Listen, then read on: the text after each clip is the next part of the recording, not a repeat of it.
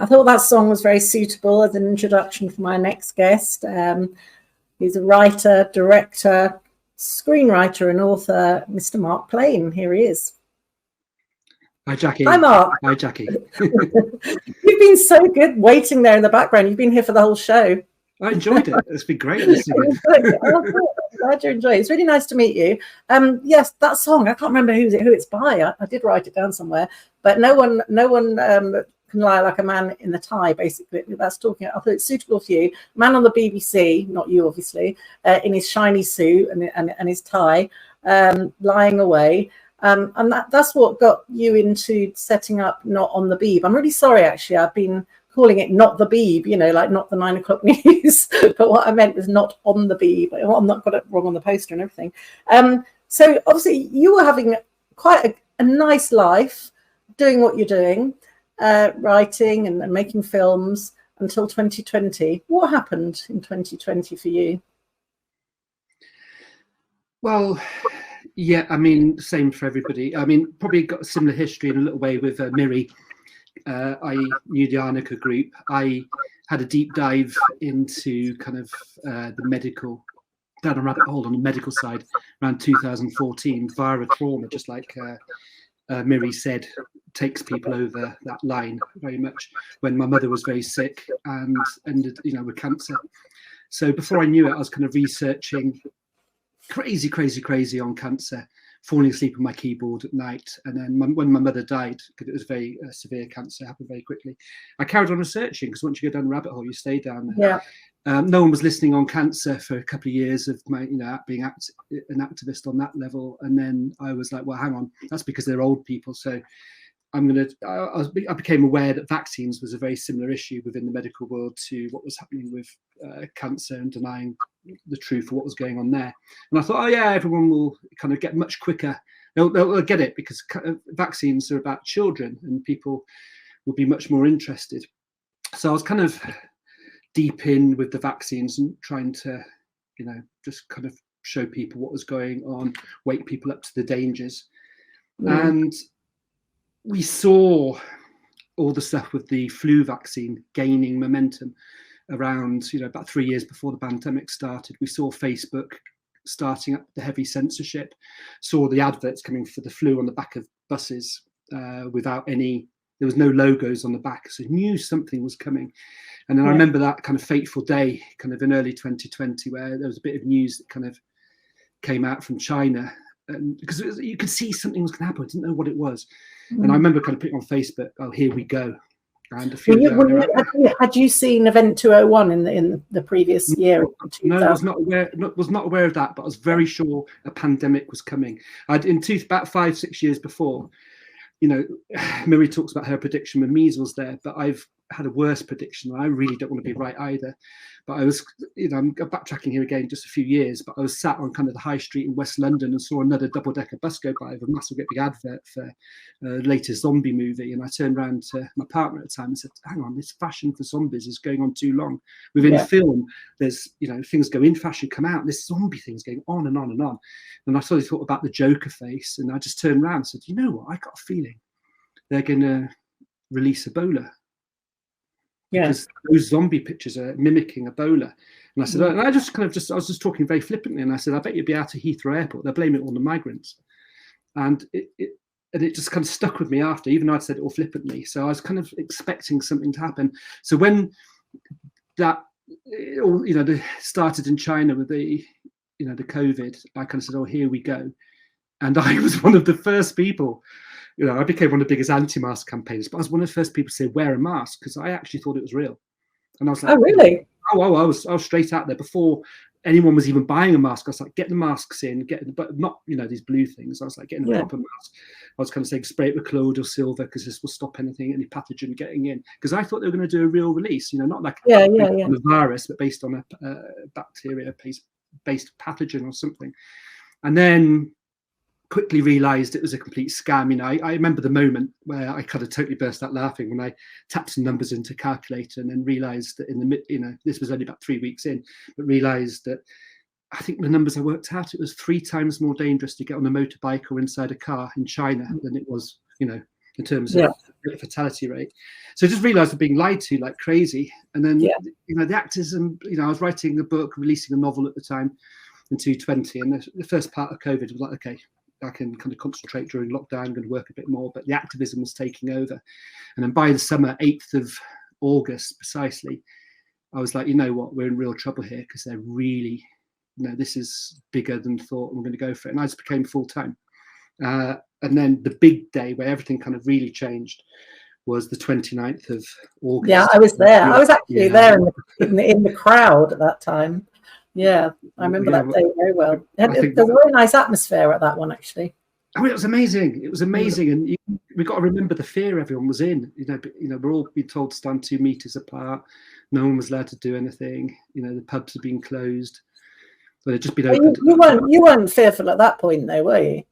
No, wasn't fearful of any. No. When I said wear the masks, I lasted for about a week on that. By the time Prime Minister said wear a mask, I was like, no, don't wear a mask.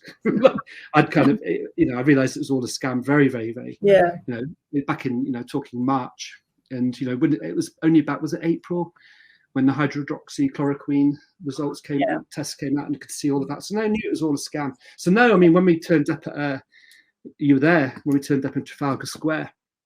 It was probably one of the most lovely atmospheres I've ever come across. And the next 3 protests were better. Yeah. And then, you know, I used to do a lot of music festivals. So the atmosphere was better than nearly all the music festivals. And of course, everyone was looking at each other, then smiling. You know, complete strangers giving each other hugs, giving each other kisses. Well, the September the 26th one was a bit scary, because I was up with where the speakers were, the people who were speaking were standing next to David Icke before that kind of started, and just after he left, the police kind of attacked. So that wasn't so nice. And I was trying to film what was going on just on my mobile phone, just for myself, really.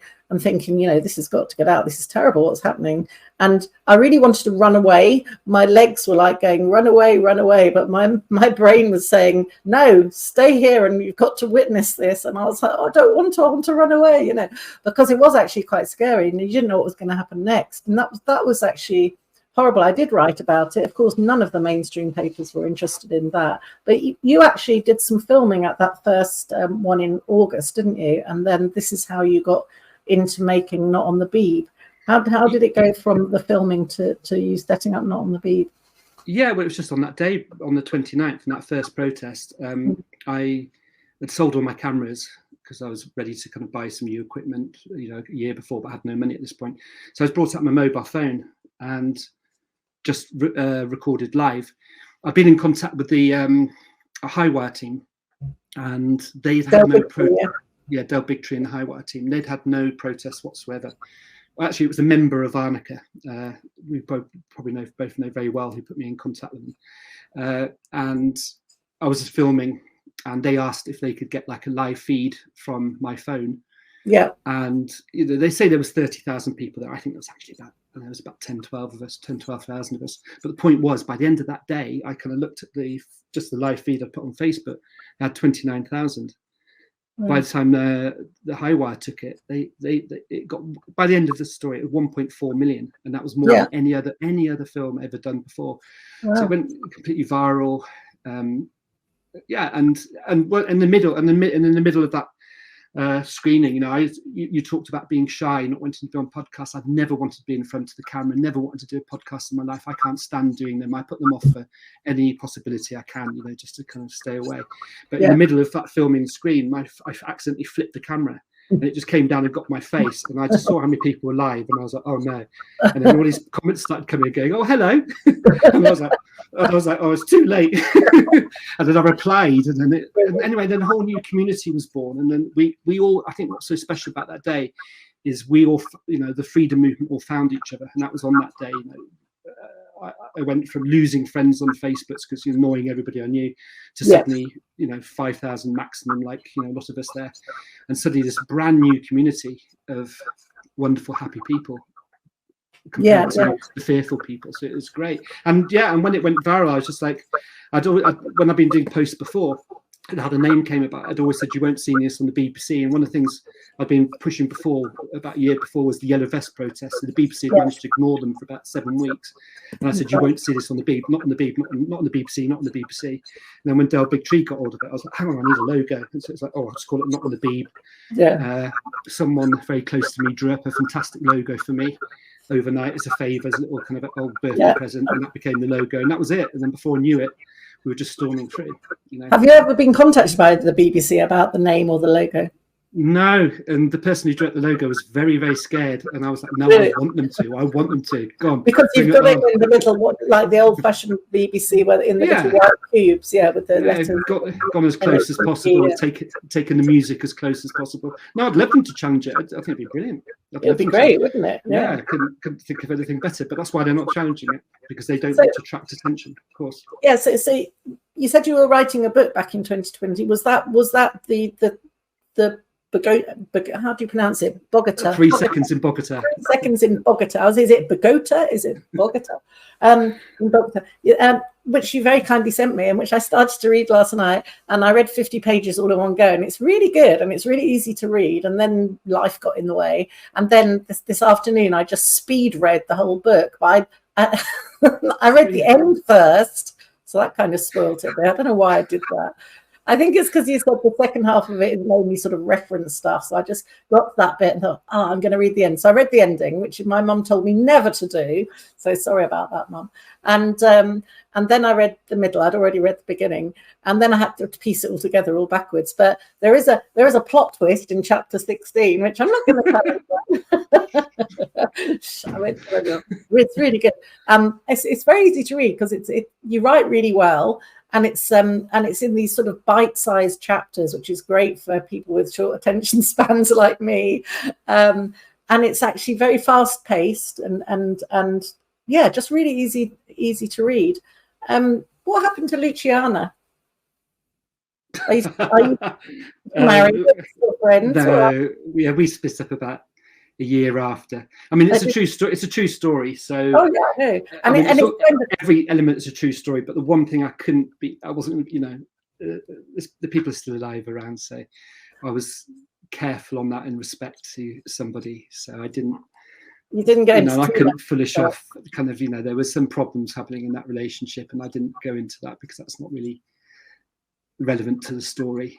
And a year later we split up. But you're together for a few years, was it? Yeah, a few years. Yeah, and we during that time we travelled around the world together. I think twice. We were with each other nearly every single day, working together. So it was intense. It was like a longer than people might spend together in a 10 or 20-year relationship. Yeah. 24 hours a day. Yeah, exactly. No, exactly. So, So she seemed quite like a fiery individual and great fun. So amazing character. I'd love to see pictures of her. Actually, I kept trying to picture her in my mind. I'm thinking, oh, she sounds amazing. Obviously I know what you look like, but I wanted to know what she looked like. But maybe she wouldn't appreciate you putting out pictures of her. I don't know.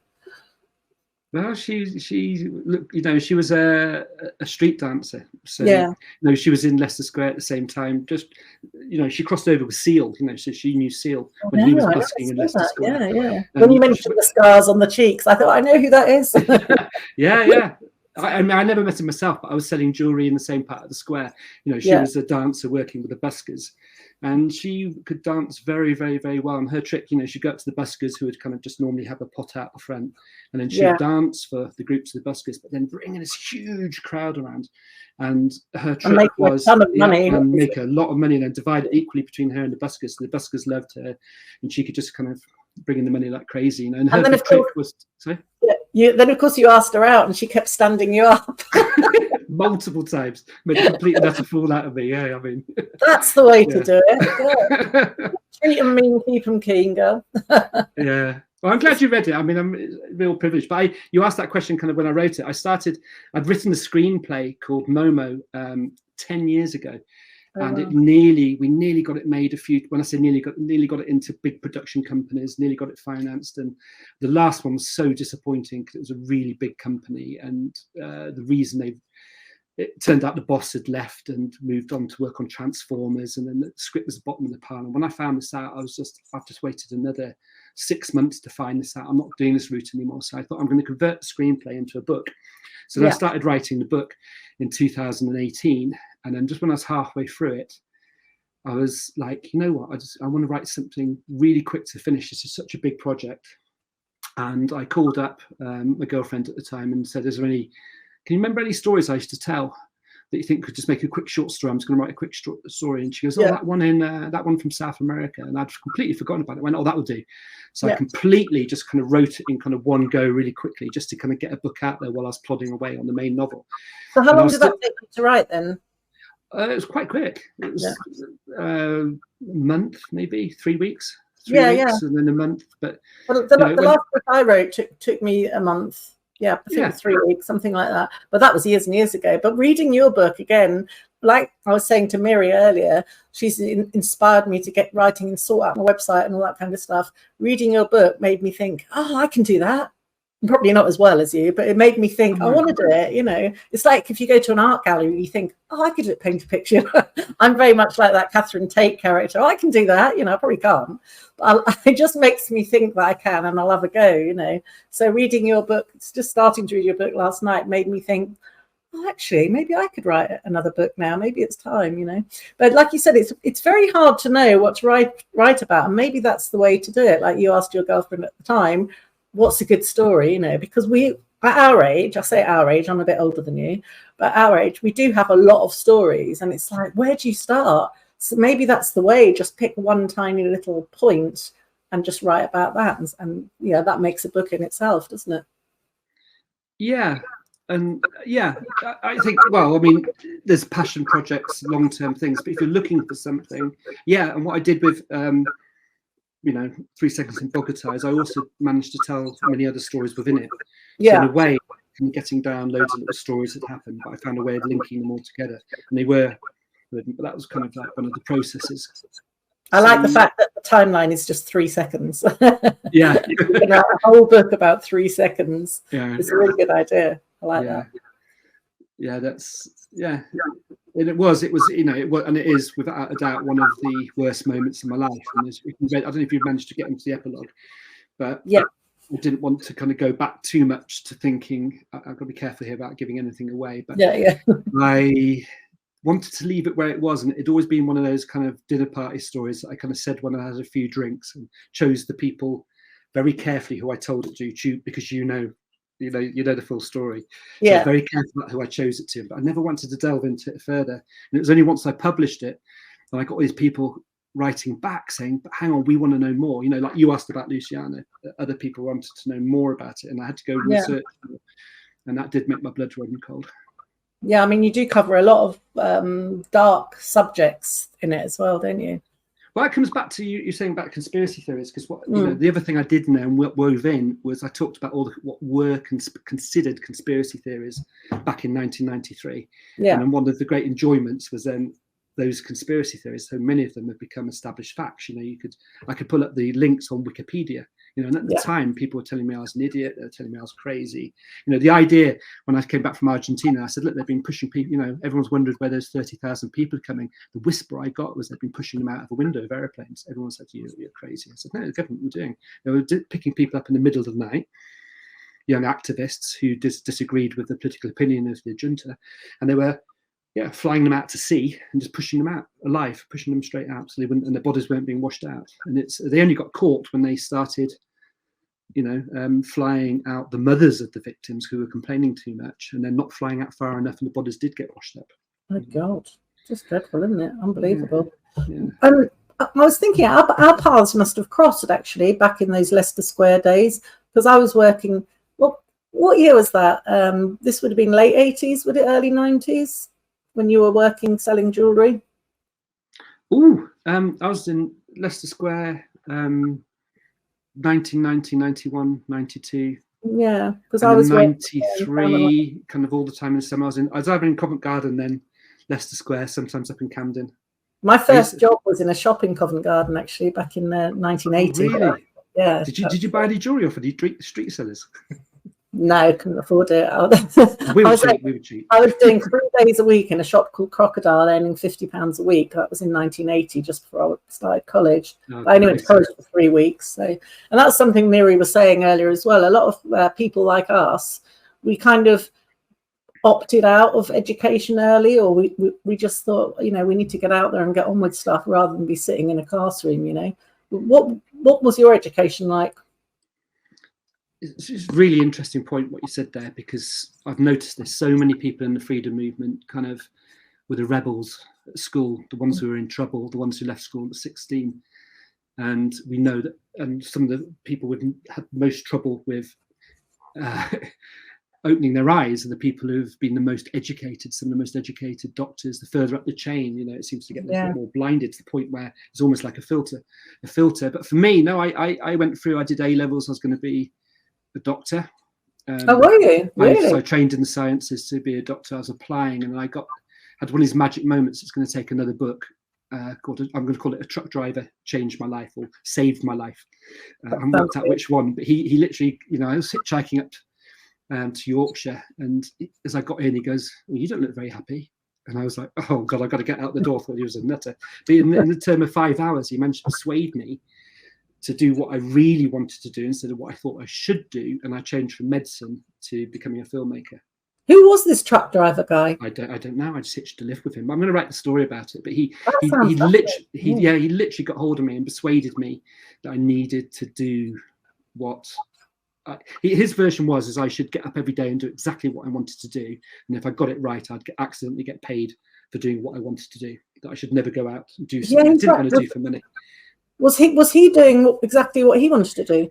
Well, he was a truck driver driving around, and he was a philosopher. A lot of the truck drivers I used to get lifts with, half of them weren't like it, but a big majority, they were very happy people, very content. They had really interesting insights to life because they had enough time to think. So unlike all the people trapped in that 9 to 5, in the matrix, and they get to the weekend, time to tidy the house, get out, kind of do this, maybe have a glass of wine, watch with their wife a film.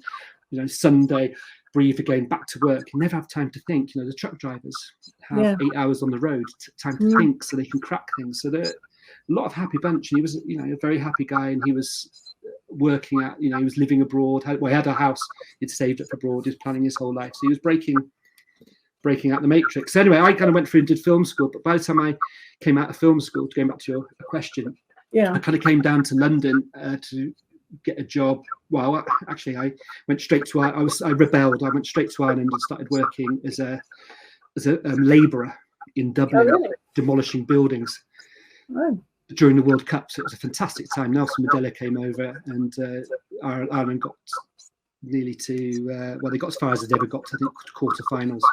We were just talking about Nelson Mandela earlier. Was this before he died or after he died? Well, that's when he visited Ireland. So I went to go see him and saw him and Winnie Mandela.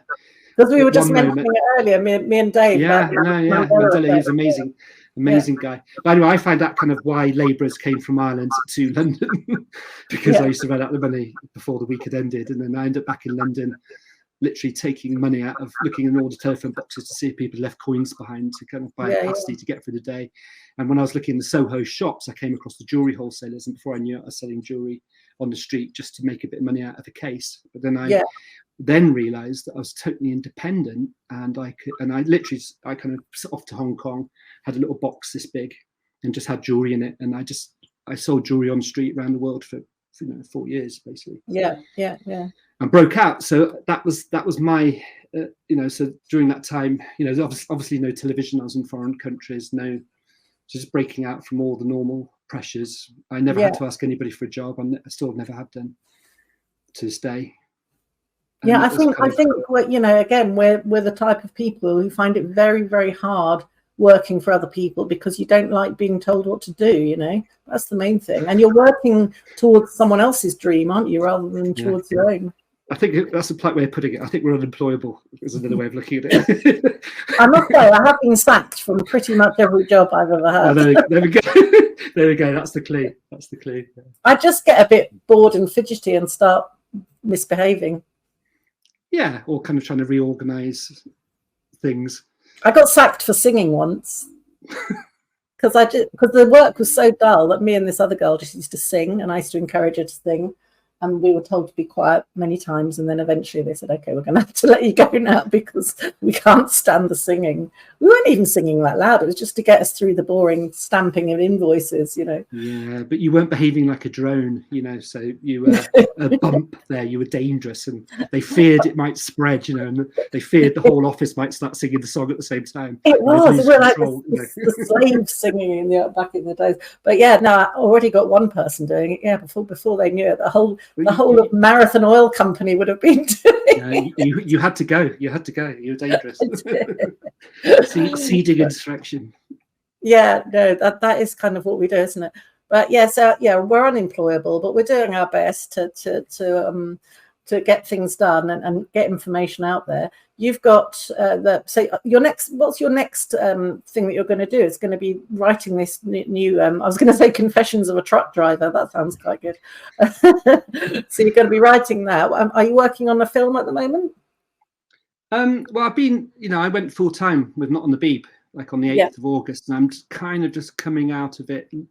Well, I think we're in the lull in the storm. I think there's a lot more to come, but we're in a lull. So I've just tried to pick up on some of my old income. So I'm pushing ahead now. Momo is going to be published within, this summer, within a couple of about 3-4 weeks. Yeah, so I'm just going to tell the audience the website is, I don't know if David in the background can put it up there.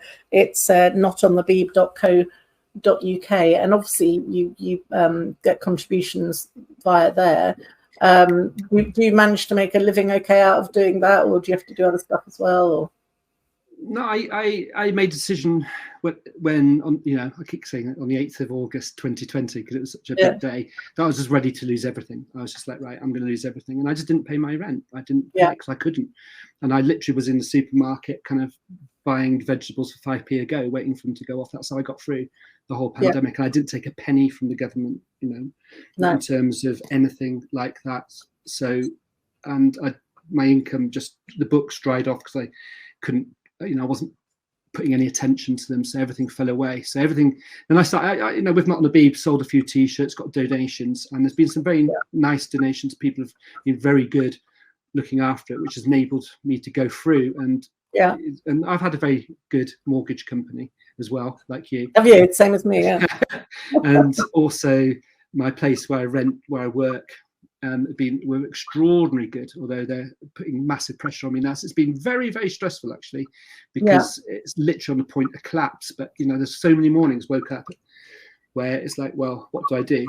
Do I do that, or do I keep fighting? Because you don't, especially, it all eased off maybe, Easter 22, but at that point, I think we were all potentially saving a hell of a lot of lives. Anybody we could, even if it's just one for one day's work, I wasn't going to go and do a day's work, or even I didn't clean my shower for 9 months. And when I did, my mess it was in, but I just wouldn't do it because I was just completely obsessively focused on that stuff, but Not On the Beeb. But you asked about films making. The films we're making are connected to where we are now. And I won't give away what the next film is, but we did a lot on the vaccine-induced magnetism.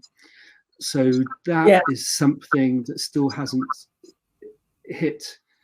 It's still not as big as it should be. So I learned a lot from putting all that information out, because it was so obvious. If you picked up a magnet, it's stuck at the point of injection. Anybody that had the Pfizer injection became magnetic. I did try it on a couple of people and it didn't work, but I don't know if they actually had the Pfizer or not. Maybe not. But I did be a lot of videos. Yeah. Well, we had, I stood outside, I filmed it outside the Twickenham when they had the 15,000 people getting vaccinated there, and it was 100% hit rate on people coming out. Oh, was but it's got to be very, very precise on the precise point of injection. And some people couldn't do it. And I had people, I had one lady scream at me for about 2 months because I'd made a fool of her. She'd gone to a doctor, she tried to show it all, and she was so angry with me until one day I got this huge video coming back and she'd understood how to do it. And that was the thing. There's the techniques of finding it, and it's not kind of you just throw a magnet and it sticks on. No, it's not like that. But we proved it. I had doctors verify it and everything else. But what was shocking was how people didn't take off in terms of people's public perception. I got a survey go out with 5,000 people who signed it, and what horrified me was 80% of the people who signed our petition to calling for a government investigation into the magnetism hadn't picked up a magnet and tried it themselves. They'd relied on the video, which is just like, you know, and Mike Eden himself, who'd, you know, I'd been persuading him to check out the vaccine inducement, and he came out saying, no, this is a load of rubbish. He actually wrote to me and said, Mark, extraordinary claims need extraordinary evidence. Sent him the films we made, sent him everything, and he just went quiet. And then 2 months later, he came out and said, you know, he did a public announcement saying, no, the vaccine induced magnetism is a real thing. Yeah. But when I looked at his report, it wasn't because he tried it with a magnet. He'd read another report some Belgian people put together. What would no Luxembourg? Yeah. We call it the Luxembourg report. So even he was secondhand. No, people were not picking up a magnet. Yeah, £5, 10 for £5 on Amazon. That's what you had to do. Yeah. You did it, Jacqui. So that's amazing. You know, thank you. Well, yeah, I don't believe anything until I try it myself. Yeah, exactly. Yeah, this is one of my failings, I must say. But I'm going to say, I was going to ask David in the background if he could put a picture of your book up. If he goes onto the website, Not On The Beeb, and then goes to the About section, a picture of your book flashes up, just because I love the cover. It's a great illustration. I've got the book here. Yeah, but you're in the dark. I can't see you. You've gone into the sorry. dark. I need to. I was using daylight for the camera, I'm afraid. The daylight's all gone here. Yeah, there it is. But it's a nice bright orange colour normally. Yeah, because just to say, notonthebeeb.co.uk is where all the information is relevant to what's been happening during the pandemic. Yeah, thank you. It's there. I don't think I've even put the book there. Maybe I have. It did flash up when you go into the About section. It flashed up initially, showing a picture of the book, nice and bright. I don't think I've put it there, but the website for my author work is markplayne.co.uk. It's a separate website, okay. You've got and that's where. There it is. Yeah. It was a little pop-up came up. There we go. Yeah. So it's a great book, and I'd highly recommend it. I'm going to go now and read the rest of it because you said I'm 40% of the way through, but I've kind of cheated now. I shouldn't have done that. I wish I hadn't done that. You have to write another one. I'm looking forward to the truck driver one. I'm looking forward to that one. I won't speed read that and read the end first. I think you're like Momo, which is coming out. Young shepherd boy growing up in Morocco who has dreams of flying and with animals. I think. That sounds great. That's the next one out. Great, look forward to it. Thank you very much for coming on the show. It's been great. Thanks, Jacqui. Thanks very much. Yeah, lovely to meet you properly, and hope to see you again soon. Okay, take care. Cheers, Jacqui. Thank you very much. Bye-bye. Bye-bye.